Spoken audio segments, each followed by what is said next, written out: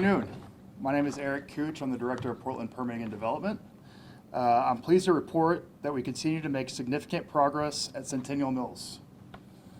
The demolition contractor is on site, equipment has arrived, and crews are actively preparing for demolition.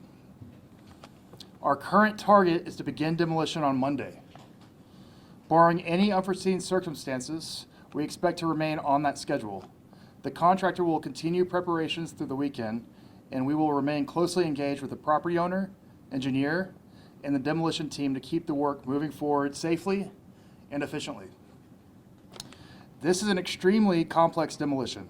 The condition of the building requires specialized engineering, equipment, and demolition expertise to protect workers, nearby infrastructure, the railroad, and the surrounding community. The first major step will be the removal of the water tower through a controlled detonation. We recognize that this will be loud and could be concerning to people in the surrounding area. The city will provide advance notification to the community, with particular emphasis on people living closest to the site.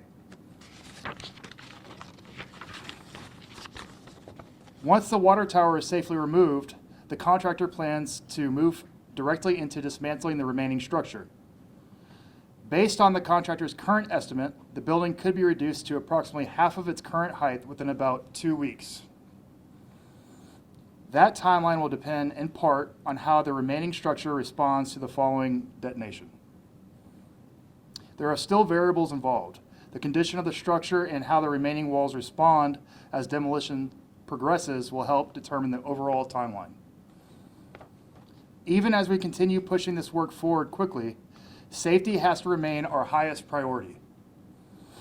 The building remains a serious collapse hazard. We are asking everyone to stay outside the established safety perimeter and allow the crews to do their work safely. We understand that people want to see this dangerous structure come down. We do too. We appreciate the public's patience as we work through the owner and demolition team to bring it down as quickly and safely as possible. And at this time, we would like to open it up to questions. About how long do you think total the demolition will take? I know there are a lot of variables, like you just said, but do you have any kind of a ballpark estimate of how long it might take to completely take it down? Right now, what we're being told is after the detonation, 2 weeks. But that's to get to half height to where we can reopen. And that way, we don't have to have the perimeter. So. And if folks don't mind, just name an outlet for any question. Ariel Yakabazi with Point 6 News. Thanks for the update. So when you say detonation, that can be a scary word to folks, especially to people living in the area. So when you say detonation, what are you putting on that water tower? What does that look like? What does that process entail? Sure. So to bring down the water tower, they will be using explosives to bring it down. It'll be controlled. This is very normal in the demolition world to use explosives. So I know it can sound like a scary word, but I assure you it's going to be done safely. And I can't emphasize that enough, that it will be done safely. And just a quick follow-up on that. So when you do start that demolition process, the detonation process, are you going to be working with the area apartment complexes and homes, because there are a lot of people who live out there, to maybe, or will people be asked to leave during that time just in case something goes haywire? Yeah, we're still working through the details on what that looks like, but we definitely will be notifying the nearby community, and we will be establishing a perimeter, but we're still, there'll be more to come on that. Aaron, Captain Cook with KGW. Sort of on that note, we've noticed a lot of people inside the fence line in the park in the evenings, no park rangers, no police, just people walking and jogging in the enclosed area. Any plans to up enforcement inside the closed zones? Sure. I believe police is going to be working on that. That's not my area, so I don't want to speak to that currently, but I do know that there's currently efforts to respond to that. Is there a worry that, Ariel again, is there a worry that when the detonation process continues that the rest of the building might come down? Yeah, that could happen. So it really, the timeline really depends on how the building behaves post-detonation. We're going to learn a lot more after that water tower comes down and how long the remainder of the building will take to demolish. Victor Parkwest, KATU, can you dive a little bit more into the preparation process? What exactly does that look like? Sure. The next 2 days? Yeah, so right now they're still assembling and staging the equipment. I know on Sunday that they're going to begin, dampening the site to help with dust control. So that's happening on Sunday. In regards to the detailed prep work, I think that'd be, a better question to ask the contractor, but I do know that they are making sure that this is done safely, expeditiously, and, with, I can't emphasize enough that it's going to be done safely. What can you tell us about, Matt with Coin 6, what can you tell us about the contractor? How much experience do they have in taking down buildings like this? Yeah, no, it's a great question. So the contractor is State and Companies, and they have a subcontractor they're using, DebtX, and they have extensive experience with these kind of demolitions and utilizing explosives to demolish structures. So yes, they're very experienced and used to these kind of demolitions. How does the age of the building play a factor in this demolition when it comes to detonation and things like that? Is that, obviously that's a concern with it falling down and after the fire, but when it comes to demolition and detonation, what does the age of the building play into that? Yeah, there's a number of factors that play into how a structure is going to be demolished, age being one of them. Also, how the building's constructed. For example, the structure has reinforced concrete walls, so that was taken into account as well. And, Anthony, again, is there asbestos in the building? I am told that that there is and was, yes. Okay, and how will that be handled during this process? Yeah, like I said, so on Sunday, they're going to be dampening the site to control any dust that may come up, whenever they demolish it. So that's supposed to help mitigate that. Okay. Catherine with KGW again. Where's the water tower gonna go? Back, forward, side? That's an excellent question, and to be honest with you, I would have to look at the plan one more time, but I do not know off the top of my head. I don't want to speak to that. I'm not sure. And just to follow up, I know that you're not gonna speak to any train-related questions, but there's been a lot of talk about mitigation, contingencies. Obviously, this weekend is 2 days in which disaster could happen in terms of an implosion or a collapse. What is the city doing right now in terms of mitigation and if should we face a disaster before the planned implosion?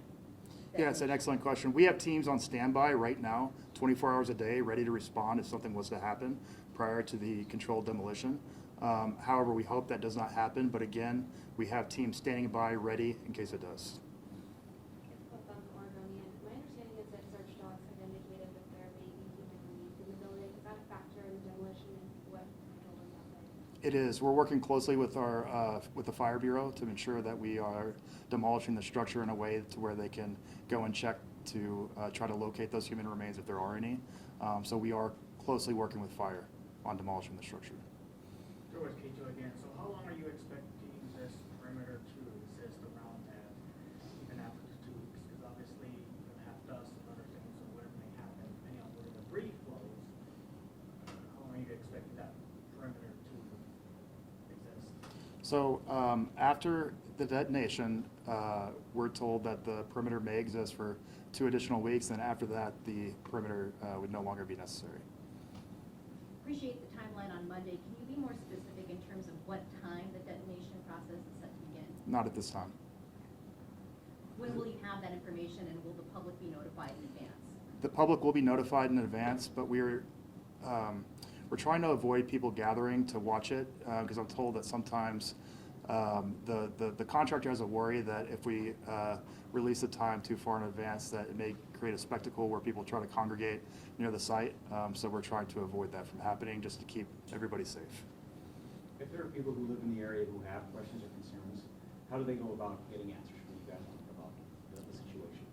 Sure. I guess the best way would be to email or call 311, and then they can route you out to the appropriate party.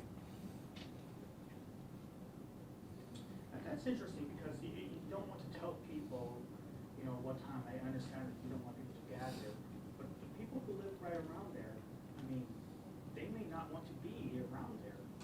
When They will be notified, yeah. So they will be notified. Correct, at least yes. How long? An hour before, 5 hours before? We don't have the exact time timeline ahead of time that we're going to be notifying folks, but they'll be given ample opportunity to either leave or do whatever they need to do beforehand. So to be clear, we will be notifying prior to the detonation.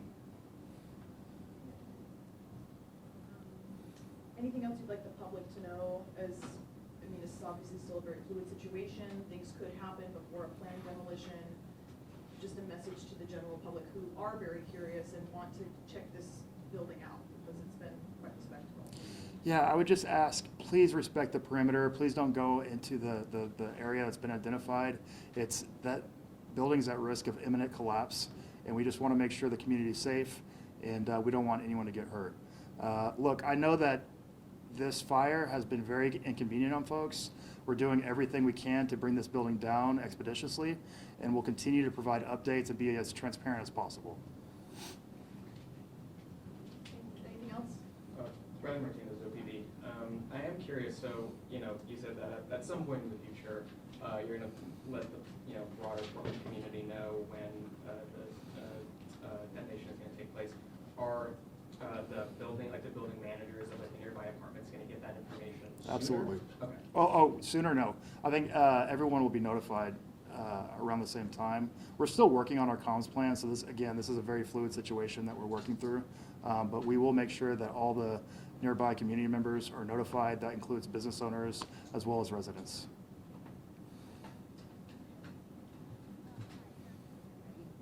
You're good. I'm happy to call it here so Alright. Eric can get back to helping to plan this demolition. Thank you all. Thank you. You have me. My name is